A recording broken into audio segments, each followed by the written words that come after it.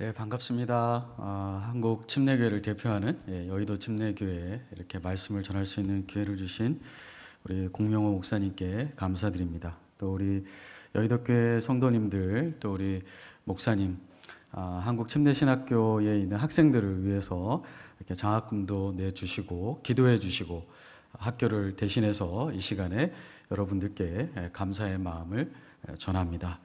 말씀 받기 전에 잠깐 다시 한번 기도하겠습니다. 하나님 아버지, 토요일 새벽에 저희가 하나님을 갈망하여 이 자리에 나왔습니다. 우리의 양식보다, 우리의 경제적인 필요보다 하나님을 더 갈망하는 시간 되게 하여 주시옵소서. 굶주린 자를 그냥 보내지 아니하시고 양식으로 채워 보내시는 주님께서 이 시간에 진리의 말씀, 생명의 말씀으로 우리를 채워주시기를 원합니다. 처음부터 끝까지 우리의 마음을 주장하시기를 원하오며 예수님의 이름으로 기도드립니다. 아멘. 이 욥기서는 여러분들 잘 아시지만 구약 성경에서는 지혜서라고 이렇게 부릅니다. 지혜를 준다는 말씀이죠. 시편, 잠언, 전도서, 아가, 그 다음에 이 욥기서가 구약 성경에서는 지혜서로 분류가 되어 있습니다. 이 지혜는 여러 가지 방법을 통해서 얻을 수 있는데 특별히 성경에서는 고난을 통해서 주어지는 지혜를 우리가 얻을 수 있는 지혜 가운데 가장 높은 단계의 어떤 지혜로 그렇게 분류하고 있습니다. 그래서 오늘 읽은 우리 본문의 말씀은 욥이라는 사람을 통해서 하나님께서 우리에게 하나님을 알고 하나님을 섬기기 위해서 꼭 필요한 영적인 지혜를 주시는데 때로는 그 영적인 지혜가 아주 고통스러운 환난과 그런 시험을 통해서 우리에게 주어진다는 것을 오늘 보여주고 있습니다. 하나님이 은혜를 주시는데 때로는 어려운 어떤 길을 걸어가면서만 얻을 수 있는 그런 은혜를 우리에게 주신다는 것입니다. 지금 한국 사회가 전 세계가 다 그런데요. 코로나 때문에 우리가 어려운 길을 이렇게 경제적으로, 사회적으로, 심리적으로 또 영적으로 이렇게 걸어가고 있습니다. 그전에는 경험해 보지 못했던 큰 도전인데 동시에 우리가 생각할 수 있는 것은 하나님께서 이런 예상치 못한 큰 어려움 가운데에서 우리에게 주시는 특별한 은혜가 있겠구나 이렇게 생각하시면 됩니다. 지혜가 있는 사람이 성숙한 사람이고 하나님을 바르게 섬길 수 있는 사람입니다. 제가 고등학교 때 교련이라는 과목이 있었는데 요새는 한국 사회에 교련이라는 과목이 아마 사라졌을 겁니다. 군사교육 일종의 그런 거였는데요. 교련 선생님께서 제가 아직도 기억나는 것은 만약에 전쟁이 난다면 누구 옆에 있어야 되는가, 몸에 이렇게 상처가 아주 무수히 많은 그런 사람과 옆에 있어야 된다. 여러 가지 위험한 상황에서도 생존할 수 있었던 능력과 지혜를 갖춘 그런 사람과 함께 있어야 너도 살아남을 수 있다. 이렇게 알려주셨습니다. 저는 이 영적인 지혜가 우리로 하여금 여러 가지 상황에서도 믿음을 잃지 않고 하나님을 순전하게 섬길 수 있는 그러한 영적인 노련함이라고 믿고 있습니다. 오늘 보면은 2장 1절에 또 하루는 이렇게 시작하고 있습니다. 우리가 잘 알지만 이 본문에 있는 말씀이 1장에 있는 말씀을 그대로 이렇게 반복하고 있습니다. 다시 말씀드리면 이 2장에 있는 사건은 그 전에 있었던 사건과 연이어서 지금 이어지고 있다는 것을 우리가 알 수 있습니다. 하나님의 아들들이 와서 하나님 앞에 섰다고 얘기하고 있습니다. 이 표현은 지금 법정, 하나님의 나라에 있는 그 법정에서 일어나는 어떤 사건들을 얘기하고 있습니다. 하나님의 아들들이라고 불리우는 천사들이 하나님에게 소환을 받아서 하나님이 주신 사명들을 어떻게 이루었는지를 설명하고 또 다른 사명을 받는 그러한 소집의 장소였습니다. 사탄은 하나님의 아들은 아닙니다. 하나님께 순종하고 하나님을 경외하는 그런 거룩한 자는 아닙니다. 그럼에도 불구하고 사탄도 하나님께 복종하는 피조물이라는 입장에서는 하나님 앞에 소환을 받고 또 하나님의 통치를 받는 존재입니다. 왜 욥기서의 저자는 하나님의 아들들과 마귀에 대해서 옅뱀이라고도 불리우는 이 사탄의 등장에 대해서 얘기하고 있을까요? 사람이 받는 고난 중에 여러 가지 고난들이 있습니다. 하나는 죄 때문에 오는 고난이 있습니다. 구약에 보면 이집트의 백성들이 하나님의 말씀에 순종하지 않아서 바로와 이집트의 백성들이 고난을 받았습니다. 이스라엘 백성들도 광야에서 또 가나안 땅에 들어가서도 말씀에 순종하지 않고 우상 숭배함으로 여러 가지 고난을 겪게 됩니다. 그래서 하나님이 고난을 주실 때에 죄에 대해서 회개하고 돌이키라고 고난을 주실 때가 있습니다. 그럼 욥은 그것 때문에 고난을 받게 되었을까요? 그렇지 않습니다. 1장 1절부터 욥기서는 욥이 온전하고 정직하였다 이렇게 말하고 있습니다. 온전하였다는 것은 비난할 만한 것이 그에게 없었다 이런 말입니다. 하나님도 친히 1장과 2장에 거쳐서 똑같이 특히 3절에 보시면 온전하고 정직하였다. 하나님을 경외하고 악에서 떠났다. 이렇게 얘기하고 있습니다. 따라서 욥이 고난받은 것은 뭔가 회개해야 될 것이 있기 때문에 고난받은 것은 아니라는 것을 알 수 있습니다. 성경의 또 다른 고난의 경우는 특별히 어떤 심각한 죄를 범해서 그것을 회개해야 되는 것은 아니지만 그럼에도 불구하고 이 고난을 통해서 영적으로 성숙해야 될 어떤 부족함, 그것이 있기 때문에 하나님께서 고난을 통해서 더 겸손하게 만드시고 더 주님을 찾는 그 기도의 삶을 회복하도록 하시고 또 이기적인 마음을 버리고 좀 더 헌신적으로 주님을 따르도록 하기 위해서 고난을 주실 때가 있습니다. 온전하게 하는 거죠. 그래서 로마서 5장 4절에 보면 여러 가지 환난을 만나는데 환난을 만나면 인내를 배우게 되고 또 인내를 통해서 연단 받게 된다 하는데 그 연단 받는다는 것이 원래 성경과 영어 성경에 보면 character, 그리스도인의 성품, 필요한 성품이 형성된다. 야고보서 1장부터 보시면 야고보서 1장 2절, 3절, 4절에 보면 야고보가 이렇게 말씀하시죠. 사랑하는 형제들아 너희가 여러 가지 환난을 시험을 만나거든 기뻐하라. 그런 환난과 시험들을 통해서 너희가 이제 인내하게 되고 또 그 인내를 통해서 온전하게 된다. 너희 인격에 부족함이 없이 온전하게 된다. 자, 그러면 이 욥은 뭔가 부족했기 때문에 그 인격의 부족함을 채워야 됐기 때문에 고난을 받게 되었을까요? 그렇지 않습니다. 욥이 부족한 것이 무엇입니까? 하나님은 2번이나 1장과 2장에 있어서 온전했다, 정직했다, 악에서 떠난 자가 이와 같은 자가 없다, 부족함이 없다는 것입니다.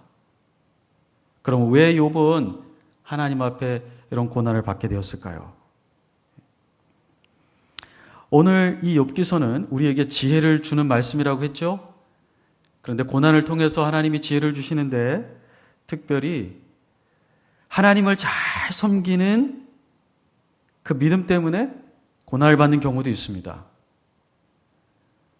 믿는 사람이 고난을 피하는 것이 아니라 바로 그가 하나님을 경외하는 사람이고 그의 신앙이 특별하게 다른 사람보다 순전하기 때문에 고난을 받는 경우가 있다는 것입니다.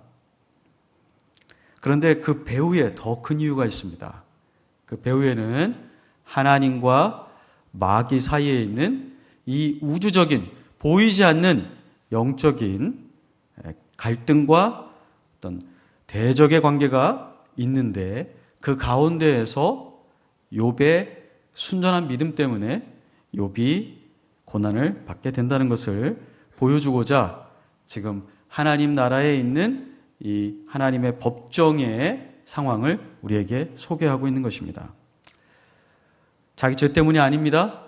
자기가 뭔가 부족해서 성숙해져야 되기 때문에 고난받는 것이 아닙니다.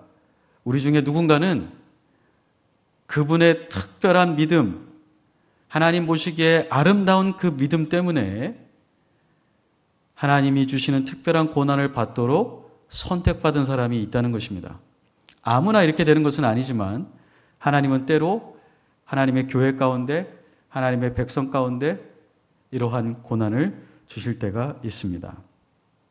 2절에 보니까요, 여호와께서 사탄에게 이르시되 내가 어디서 왔느냐? 사탄이 여호와께 대답하여 이르되 땅을 두루 돌아 여기저기 다녀왔나이다. 내가 어디서 왔느냐? 하나님이 몰라서 묻는 것이 아닙니다. 아담이 타락해서 하나님의 낯을 피해 하와와 함께 동산 나무 그 그늘 사이에 숨었을 때 하나님이 아담아 내가 어디 있느냐 이렇게 말씀하십니다. 하나님이 어디 있는지 몰라서 물어보는 게 아니죠. 하나님이 아담에게 네가 무슨 일을 했느냐 이렇게 묻는 것입니다. 오늘 여기 사탄에게 하나님이 내가 어디서 왔느냐, 어디를 다녔느냐 이렇게 물어보신 것은 몰라서 궁금하니까 보고해라가 아니라 하나님은 이미 하나님의 통치를 받고 있는 사탄의 행적을 잘 알고 있습니다. 사탄으로 하여금 어떤 일을 했는가를 스스로 말하도록 하게 하시는 것입니다. 사탄은 이렇게 얘기합니다. 구체적으로 얘기하지 않고 자기가 여기저기 왔다 갔습니다. 그렇습니다. 베드로전서 5장 8절에 보면 사탄이 우는 우는 사자와 같이 심지어 하나님께 그 선택받은 하나님의 구원의 자녀까지도 삼키려고 이렇게 여기저기 다니면서 엿보고 있다고 얘기하고 있습니다. 바로 사탄은 그것이 그의 본분입니다. 세상 곳곳을 다니면서 사람들을 미혹하고 사람들로 하여금 하나님을 배반하게 만들고, 근데 그 중에는 하나님께서 선택해서 구원하신 그 자녀까지도 하나님을 배반하게 하려고 분주하게 여기저기 이렇게 다니고 있는 것입니다. 3절에 여호와께서 사탄에게 이르시되 내가 내 종 욥을 주의하여 보았느냐. 하나님이 먼저 얘기하십니다. 네가 내 종 욥을 주의하여 보았느냐. 여기서 흥미로운 것은 하나님께서 욥을 my servant, 내 종이라고 얘기하십니다. 굉장한 영광입니다. 하나님이 누군가를 향해서 나의 종이다. 근데 하나님이 누구에게 얘기하고 있습니까? 사탄입니다. 하나님이 완전하게 창조하신 천상의 존재, 가장 완전한 존재로 창조했지만 그 처음부터 하나님을 배반하고 교만함으로 저주받아 악한 영들의 우두머리가 된, 하나님을 찬양하고 하나님께 영광 돌리도록 각양각색의 능력을 부여받은 하나님의 참된 종이 되어야 했던 그 존재, 그는 지금 사탄입니다. 그 이름이 하나님을 대적하는 자죠. 하나님의 백성을 대적하는 자입니다. 그런 자에게 하나님께서 내 종 욥을 보았느냐. 하나님께서 마귀를 부끄럽게 하시고 마귀를 책망하시기 위해서 욥을 들어 사용하고 있는 것입니다. 욥은 하나님께서 마귀에게 하나님의 영광과 하나님의 통치를, 하나님의 온전하심을 입증하시고 그 승리를 선포하기 위해서 특별히 선택한 하나님의 아주 귀한 백성이었던 것입니다. 그와 같이 온전하고 정직하여 하나님을 경외하며 악에서 떠난 자가 이 세상에 그와 같은 자가 없었다. 그런데 3절 그 다음에 보면 내가 나를 충동하여 까닭없이 그를 치게 하였어도 그가 여전히 자기의 온전함을 굳게 지켰다. 이렇게 얘기하고 있습니다. 까닭없이. 이 말이 우리가 어디서 읽은 것 같죠? 네, 1장에 보시면 사실 이 단어는 마귀가 사용한 것입니다. 다른 모임이 있을 때 사탄이 그대로 왔고 또 하나님이 똑같은 말씀을 하십니다. 욥을 보았느냐? 이와 같은 자가 없다. 그러니까 9절에 1장 9절에 사탄이 여호와께 대답하여 이르시되 욥이 어찌 까닭 없이, 이유 없이, 이 말을 하나님이 먼저 사용하신 게 아니라 사탄이 먼저 사용했습니다. 이유 없이 어떤 일이 있었을까요? 1장에는 이런 일이 있었습니다. 사탄이 여전히 매일매일 이 세상 곳곳을 다니면서 사람들을 미혹하고 다니는데 욥도 미혹하고 싶은 마음이 있었던 것입니다. 욥이 하나님께 순전하고 하나님을 경외하고 악을 떠나 하나님을 섬기고 사랑하고 있었는데 그를 공격하고 그리함으로 하나님의 영광을 땅에 떨어뜨리고자 하는 그런 마음이 있었습니다. 전능하신 하나님께서는 그러한 마음을 이미 알고 계셨고 그러한 사탄의 계획을 통해서 사탄을 오히려 부끄럽게 하고 사탄의 세력을 멸하시려고 욥에게 시험을 받도록 허용하신 거죠. 그런데 사탄이 이렇게 얘기합니다. 하나님, 욥이 정직하고 하나님을 경외하고 악에서 떠난 것이 이유 없이 그렇겠습니까? 이유가 있습니다. 여기 이유 없이라고 할 때 이유는 까닭은 이 혜택입니다. 혜택, 베너핏. 하나님, 욥이 하나님 섬기는데 뭐 베너핏 없이 그렇게 하나님 섬기겠습니까? 자기가 매번 이렇게 성결한 제사를 지내고 자식들이 죄를 범할까 봐 그렇게 주의를 기울이고 악에서 떠난 것이 뭐 그냥 그렇게 하는 줄 아십니까? 하나님이 그의 소유물을 관리해 주시고 보호해 주시고 그의 생명을 보호하시고 그로 하여금 하는 일마다 창대케 하시니까 그가 그 베너핏을 보고 하나님이 주는 그것을 보고 그것 때문에 하나님께 그렇게 복종하는 거 아니겠습니까? 사람은 다 그렇습니다. 하나님이 뭔가 주는 게 있으니까 그 주는 걸 받으려고 하나님 사랑하는 척하고 하나님 앞에 예배하러 나오고 하나님께 기도하고 하나님께 드리는 거지. 하나님이 그 주는 거 딱 끊어보십시오. 하나님이 주는 거 없이도 하나님을 사랑할 사람이 이 세상에 있겠습니까? 욥도 그런 똑같은 존재입니다. 이렇게 얘기를 합니다. 여러분들은 이런 사탄의 도전을 들으실 때 어떤 생각이 들으세요? 괘씸하다. 이렇게 정말 마귀는 하나님을 대적하는 자구나. 이런 생각도 들지만 또 한편으로 이런 생각도 드실 수 있습니다. 안타깝다. 정말 그런 사람도 있다. 어쩌면 나도 그럴지도 몰라. 나도 하나님께 나와서 나 자신을 드린다고 하고 하나님께 기도한다고 하고 하나님이 나의 모든 것이라고 고백하는데 어쩌면 나도 하나님이 지금까지 주시는 건강, 하나님이 지켜주시는 내 자녀의 행복, 하나님이 복 주시는 내 비즈니스의 어떤 잘됨, 성공, 이것이 내가 하나님을 섬기는데 이유가 아닌가? 그리고 우리 중에 정말 많은 형제자매들은 어쩌면 이런 것 때문에 경건의 모양을 가지고 있는 것은 아닌가? 이러한 생각도 들 때가 있습니다. 사탄은 없는 얘기를 그냥 막 한 것은 아닙니다. 물론 사탄은 거짓말을 잘 하지만 이 말 속에는 사탄이 지금까지 지켜봤을 때 그러한 사람도 실제로 있었기 때문입니다. 정말 욥은 그런 부류 중에 하나일까요? 욥이 그렇게 순전한 이유가 까닭 없이 그렇게 하는 게 아니라고 하나님께 도전하면서 1장에 보면 어떻게 하나님께 제안을 하죠? 하나님, 욥이 가지고 있는 거 다 뺏어 보십시오. 그러면 욥은 정말 하나님을 믿지 않을 것입니다.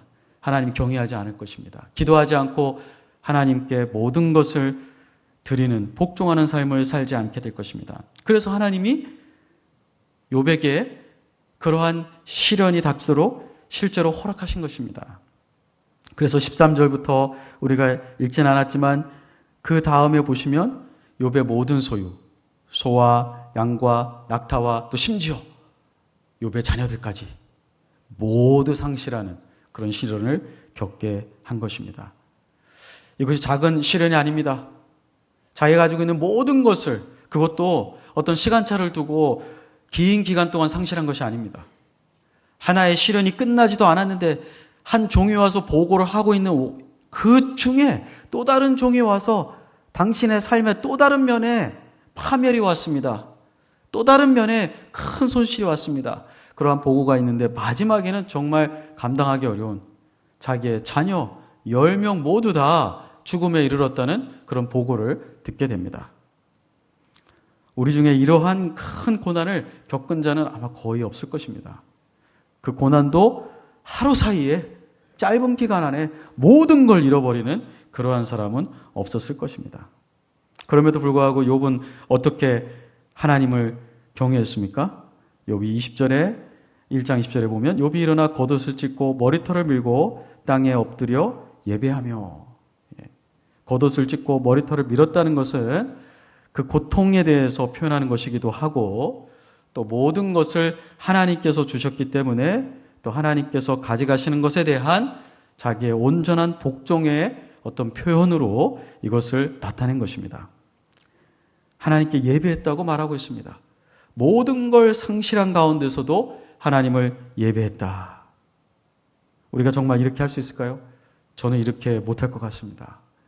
저는 이렇게 여러 가지 시련들이 연속적으로 저에게 하루 만에 닥친 적도 없지만 이 중에 하나만 있어도 저는 정말 애통해하면서 괴로워하면서 한동안 예배드리지 못하지 않을까, 그런 생각을 하게 됩니다. 그런데 욥은 그 많은 상황 가운데서도 하나님께 순전하게 예배했던 것입니다. 21절에 내가 모태에서 알몸으로 나왔은즉 또한 알몸이 그리로 돌아갈지니라. 주신 이도 여호와여 거두신 이도 여호와시니 여호와의 이름이 찬송을 받으실지어다 하고, 욥이 모든 일에 범죄하지 않고 하나님을 향하여 원망하지 아니하니라, 이렇게 성경은 기록하고 있습니다. 욥이 하나님을요 찬송했대요. 욥이 하나님을 찬송했다는 이 단어는 문자적으로는 하나님께 복을 빌었다 이런 뜻인데, 우리가 하나님께 복을 빌을 수는 없죠. 하나님을 복 주었다 이런 말인데, 사람이 하나님께 복을 줄 수는 없습니다. 복은 하나님이 주시는 거죠. 그래서 성경에서는 사람이 하나님께 복 준다는 말을 쓰지 않고 하나님을 송축한다 이렇게 하죠. 하나님을 영화롭게 한다, 하나님을 찬양한다 이렇게 번역했습니다. 그러나 이 단어는 하나님이 사람을 복 주신다 할 때하고 똑같은 단어입니다. 즉 욥은 하나님이 주셨던 복을 다 거두어 가셨어도, 하나님이 자신에게 복을 주지 않아도 하나님의 이름을 어떻게 할 수 있는 사람이었죠? 송축할 수 있는 사람이었습니다. 즉 자기가 무엇을 받았기 때문에 하나님을 송축하고 하나님을 찬양하고 하나님을 경배하는 사람이 아니라, 자기가 받고 있던 모든 복들을 거두어 가신다 하더라도, 그리고 아무것도 주지 아니하시고 거기에 더하여 아무것도 주지 아니하시는 게 아니라 주긴 주시는데 화를 주시는 것 같아도 그는 하나님을 저주하지 않고 원망하지 않고 하나님을 찬양할 수 있는 그러한 사람이었습니다. 그러므로 이 마귀는 욥을 시험하여 넘어뜨릴 수 있다고 생각하고 하나님께 그렇게 도전했지만, 마귀는 욥의 믿음으로 말미암아 크게 부끄러움을 받은 것이고, 마귀의 계획은 수프로 갔고, 마귀는 하나님 앞에 다시 한번 하나님의 능력의 위대하심과 하나님의 그 영광의 어미하심을 인정할 수밖에 없는 그런 처지에 놓이게 된 것입니다. 그러면서 2장이 다시 시작된 것입니다. 그런데 우리가 여기 보았죠? 마귀는 자기의 계획이 실패했음을, 하나님이 오르셨음을, 하나님이 온전했음을 인정하지 않습니다. 욥에 대해서 얘기하지 않습니다. 욥을 자기가 시험하고 자기가 실패했음에도 아무 소리 하지 않고 다시 하나님의 부르심 앞에 와 있습니다. 근데 오늘 본문에 보면 3절에 사탄의 불만이 계속되고 있음을 볼 수 있습니다. 사탄이 하나님께서 말씀하신 욥이 너의 충동질에도 불구하고 여전히 자기의 온전함을 굳게 지키고 있다는 말씀을 듣고도 4절에 보면 사탄이 여호와께 대답하여 이르되 가죽으로 가죽을 바꾸오니 사람이 그의 모든 소유물로 자기의 생명을 바꿀지라. 하나님이 지난번에 저에게 욥을 시험할 수 있도록 허락해 주셨는데 그때 충분하게 저에게 허락해 주신 게 아니잖아요. 욥에게 가지고 있는 소유물만 손을 대게 하셨지, 욥에게 진짜 중요한 건 하나님이 손대지 못하게 하지 않으셨습니까? 여기 가죽으로 가죽을 바꾼다라는 말은 비즈니스 할 때 쓰는 표현이기도 합니다. 어떠한 물건 하나를 가지고 다른 물건과 이렇게 맞바꾼다, 같은 가치가 있는 걸 맞바꾼다, 뭐 이런 의미가 있습니다. 그와 마찬가지로 사람이 자기의 생명을 보존하려면 그 무엇이라도, 자기가 소유한 무엇이라도 그것을 잃어버릴지언정 자기의 목숨만 유지한다면 그 나머지는 잃어버려도 상관하지 않을 겁니다. 하나님, 왜 욥이 자기의 소유가 다 사라지고 심지어 자기 자녀까지 죽었는데도 하나님 저주하지 않고 하나님 미워하지 않고 하나님 예배하는 걸 계속한 줄 아세요? 아직 자기 생명은 붙어있기 때문에 자기가 하나님을 원망하다가 혹시 벌받아서 자기의 생명까지 해코지 받을까 봐 그래서 하나님 당신 원망하지 않은 겁니다. 욥에게 지금 사탄이 이렇게 평가하는 것이 한 번 더 욥을 시험해 봐야 진짜 이 사람이 하나님을 경외하는 것인지 아닌지 알 수 있습니다. 하나님, 이번에는 욥의 가장 중요한 육체적인 것을 한번 제가 공격할 수 있도록 허락해 주십시오라고 이렇게 얘기하는 것입니다. 실제로 영어 표현에요, 누군가가 자기의 스킨, 자기의 피부를 이렇게 건졌다, save his skin 하면은 누군가가 그 사람의 육체적인 생명의 위협으로부터 지켜냈다, 이런 뜻입니다. 그러니까 지금 마귀가 하나님께 욥이 아직도 자기 목숨이 건짐을 받았기 때문에, 자기 자신은 직접적으로 공격받은 것이 없기 때문에 다른 사람의 고통에도 불구하고, 심지어 그것이 자식의 고통임에도 불구하고 자신은 안전하다는 그러한 이기적인 마음 때문에 하나님을 섬기고 있는 것입니다. 이렇게 얘기한 것입니다. 그래서 5절에 보면 하나님께서 이제 사탄의 그런 제안을 기꺼이 받아들이십니다. 왜 그랬을까요? 하나님은 욥에 대한 하나님의 자신감이 있으셨습니다. 그것은 욥 자신의 타고난 능력이기보다는 하나님이 그에게 주실 은혜, 그리고 하나님이 그를 붙들어서 인도하실 것이기 때문에 욥이 사탄의 공격에도 견뎌내실 것을 아신 것입니다. 그래서 이제 6절에 보니까요, 여호와께서 사탄에게 이르시되 내가 그를 내 손에 맡기노라. 다만 그의 생명은 해하게 하지 말아라. 이렇게 얘기했습니다. 네가 이제 그의 육체에 공격을 해도 좋다. 그렇지만 그의 목숨만은 해하면 안 된다. 이렇게 하나님이 한계를 정하셨습니다. 하나님께서 욥의 생명을 지키게 하신 것, 욥의 목숨만은 건드리면 안 된다고 하신 것이 하나님이 고난 중에 있는 욥을 긍휼히 여기신 것도 되지만, 또 한편으로는 사탄이 할 수 있는 가장 심각한, 사탄이 할 수 있는 그 모든 공격을 다 하도록 하나님이 허용하신 것입니다. 욥이 받을 수 있는 모든 고난의 최절정이 죽는 것이 아니라 살아있으면서 고난을 받는 것입니다. 고난 때문에 죽고 싶은데 하나님이 죽음을 허락하지 않으면서 살아있으면서 그 고난을 받아내야 되는 것이 믿음의 사람에게는 가장 고통스러운 것입니다. 가장 큰 고통입니다. 차라리 죽는다면 이제 주님 앞에 가고 이 고통이 끝나고 주님의 위로를 받을 수 있는데, 주님은 때로 우리에게 극심한 고통 가운데 차라리 죽었으면 좋겠는데 죽음조차도 허용하지 않으시면서 살아있도록 하시면서 그 고통을 감내하도록 인도하실 때가 있다는 것입니다. 하나님은 욥이 받을 수 있는 가장 큰 고통을 욥에게 주신 것입니다. 하나님이 잔인해서 그럴까요? 하나님이 긍휼이 없어서 그럴까요? 아닙니다. 아까도 말씀드렸지만 하나님은 고난받는 욥과 함께 하실 것이고, 또 욥이 그 전에는 경험하지 못했을 하나님의 특별한 은혜를 하나님 본인이 주시려고 하기 때문에 그렇게 허용하신 것이었습니다. 왜 욥이 고난을 받았을까요? 아까 제가 욥의 특별한 믿음 때문이었다고 그랬죠? 욥이 그런 특별한 믿음이 없었으면 이렇게 선택받지 못했을 것입니다. 욥의 믿음 때문에, 하나님에 대한 신실함 때문에 고난을 받았는데, 그 배후에는 우주적인, 영적인 그런 이유가 있다고 그랬죠? 사탄은 끊임없이 창세기 시작부터 종말까지, 요한계시록까지 하나님을 대적하고 하나님의 백성을 대적하고 하나님의 나라를 파괴하려고 애쓰는 자입니다. 그는 번번이 실패합니다. 심지어 창세기 3장에서 아담과 하와를 유혹하여 범죄하게 하고 그가 승리한 것처럼 보였지만 사실 그는 완전히 승리한 것은 아니었습니다. 아담과 하와에게 하나님께서 복음을 전해주시고 여자의 후손으로부터 너의 머리를 깰 자가 나올 것이라는 것을 복음을 주심으로 사탄의 그 실패를 미리 예견해 주셨습니다.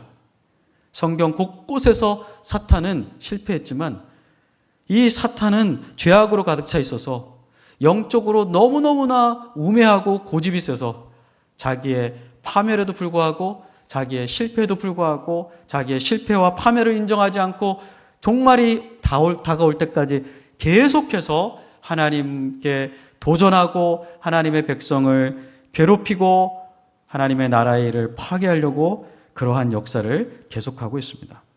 그런 중에 하나님은 그때그때마다 하나님의 위대하심을 입증해 주시는 데에 하나님의 백성을 선택하신다는 것입니다. 그런 의미에서 욥은 하나님의 승리의 트로피였습니다. 승리자에게 트로피를 주죠. 하나님의 영광의 트로피. 하나님의 은혜만으로도 족하다는, 하나님은 하나님 자신으로서도 경배받을 수 있는 분이라는 그러한 사탄과의 그런 어떤 갈등과 경쟁과 전쟁 중에서, 물론 사탄과 하나님이 동등하지 않습니다. 사탄은 하나님께 비교도 할 수 없습니다. 사탄은 피조물일 뿐입니다. 하나님께 멸망받도록 심판받을 그런 악한 자입니다. 그럼에도 불구하고 사탄이 하나님께 도전하기 때문에 그런 의미에서 사탄과 하나님 사이에 종말이 있을 때까지 진행이 되는 이런 긴장관계 속에서 하나님은 늘 승리하시는데, 그때 승리를 입증하실 때마다 하나님은 자기의 백성을 들어 쓰신다는 것입니다. 그런 의미에서 욥은 하나님의 위대하심에 대한 입증이었습니다. 사실 이 사탄은 욥을 단순하게 공격한 것이 아닙니다. 사탄은 욥을 공격하면서 사실은 하나님께 도전한 것입니다. 하나님, 욥은 순전하지 않습니다.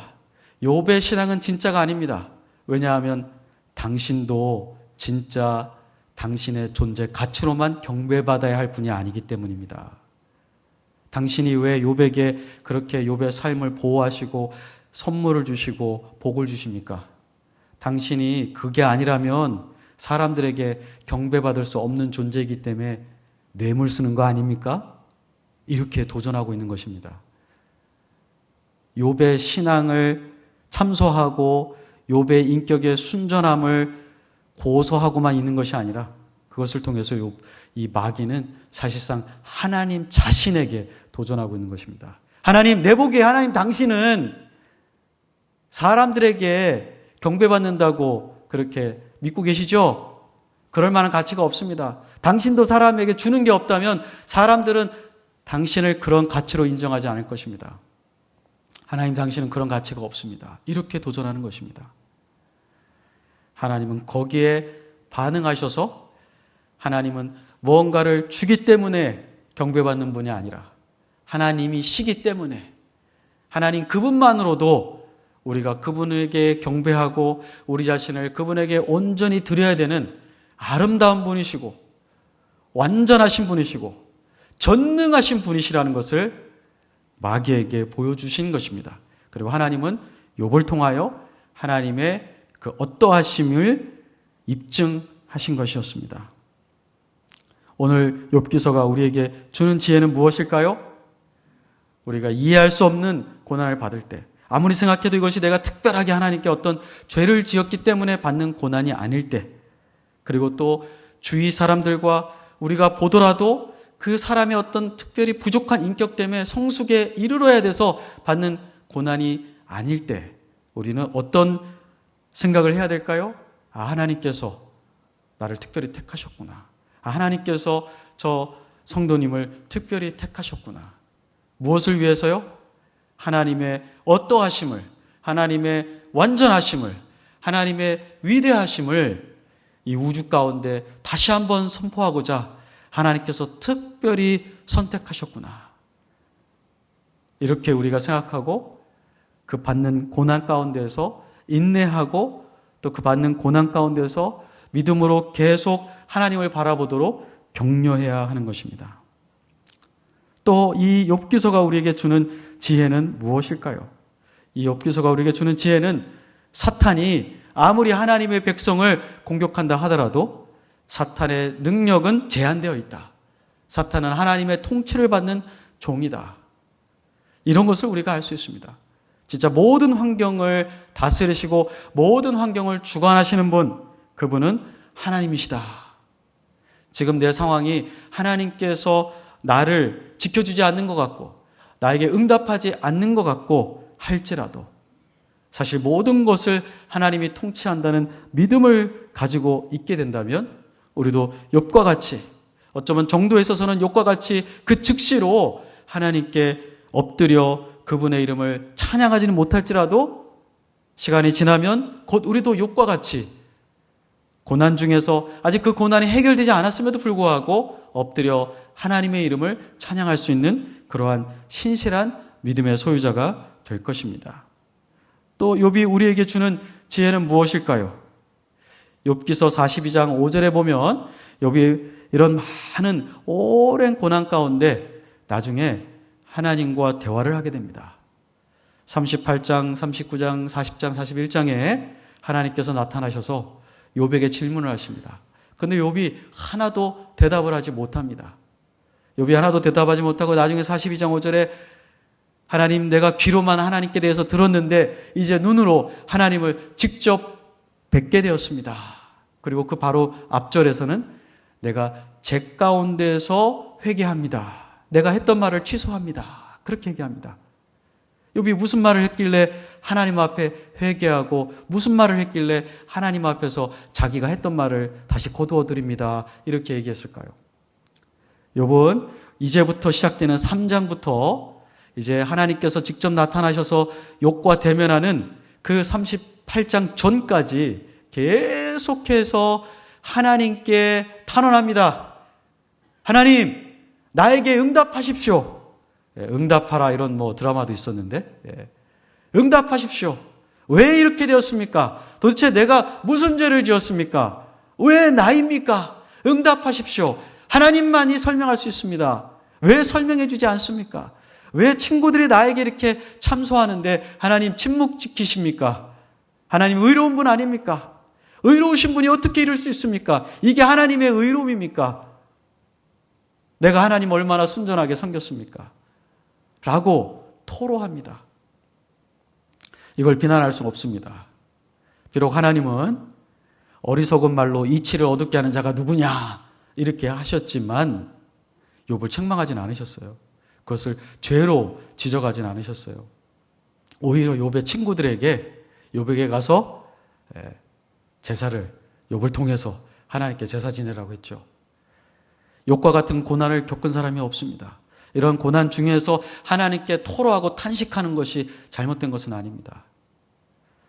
욥이 울면서 하나님께 부르짖었던 것이 잘못된 것은 아닙니다. 우리가 고난 중에 부르짖고 눈물을 흘릴 수 있습니다. 하나님께 막 항의하듯이 기도하면서 부르짖을 수 있습니다. 그럼에도 불구하고 욥이 배운 지혜가 있습니다. 욥이 배운 지혜는 이겁니다. 하나님께 이렇게 얘기하면 안 된다는 것입니다. 하나님, 나에게 설명하십시오. 하나님, 나를 이해시키십시오. 하나님, 나에게 응답하십시오. 지금 이 순간 나는 당신의 응답이 필요합니다. 라고 요구할 권리가 인간에게는 없다는 것입니다. 욥은 그걸 깨달았습니다. 나에게 응답하십시오. 왜 대답하지 않습니까? 왜 나를 지금 이 순간 이대로 두십니까? 라고 따지던 욥이 하나님께서 내가 하늘의 별을 창조했을 때 너는 어디 있었냐? 내가 하늘에서 비를 내리게 할 때 너는 어떤 식으로 비가 내리는지 알고 있느냐? 너는 내가 만물에 있는 모든 동물들에게 먹이를 줄 때 너는 그 동물들을 관리할 수나 있느냐? 이런 것들을 물어보세요. 창조에 대한 걸 물어보세요. 욥은 하나도 대답하지 못합니다. 창조의 섭리도 이해하지 못해요. 그 하나님이 창조하신 것 중에 하나도 만들 수 없어요. 관리도 할 수 없어요. 그래서 깨달았습니다. 아, 인간은 하나님 앞에서 티끌과 같구나. 감히 인간이 하나님 앞에 이것이 의로운 것입니다. 이렇게 되게 해 주십시오. 라고 말할 수 없구나. 하나님의 의는 하나님이 나와 존재가 다르듯이 내가 생각하는 이 수준과 다른 것이구나.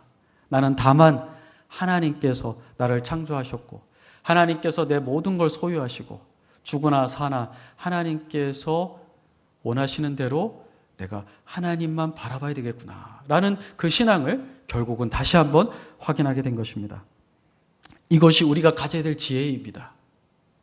우리가 하나님께 항의하는 것이 아니라, 그렇게 할 수는 있지만 정말 더 지혜로운 분은 하나님이 설명해 달라고 요구하기보다 그것은 아마 천국에 가야 가능할 수도 있습니다. 어떤 경우에는 그저 하나님이 나를 창조하셨고 나를 구원하셨고 하나님이 언젠가는 이 모든 억울한 가운데에서 나의 것을 신원해 주실 것이라는 그 믿음만 있으면 된다는 것입니다. 그것만 있으면 하나님께서 우리를 극심한 고난 가운데에서 우리를 택하신 그 원래의 목적대로 우리를 인도해 주실 것입니다. 또 우리에게 어떤 지혜를 주고 있습니까? 하나님께서는 그렇게 하나님이 특별하게 고난 가운데 통과하도록, 그래서 하나님의 승리의 트로피가 되도록 선택한 그 백성에게는 반드시 하나님께서 상급으로 보답해 주신다는 것입니다. 하나님이 상급을 보답해 주어서 하나님의 백성들의 마음을 얻어서 그래야만 그들이 하나님을 섬기기 때문이 아니라, 하나님은 하나님을 신실하게 이유 없이 까닭 없이 섬긴 그에게 하나님의 은혜의 풍성함을 더욱더 부어주신다는 것입니다. 욥의 경우에는요, 42장 12절에 보면 자기가 상실했던 소유물에 갑절로, 낙타도 또 소도 양도 곱절로 이렇게 다시 회복을 받게 됩니다. 자녀도 10명을 다시 얻게 됩니다. 욥은 물질적인 상실에 대하여 더 큰 회복을 받았을 뿐만 아니라 또 영적으로도 큰 지혜를 얻게 되었습니다.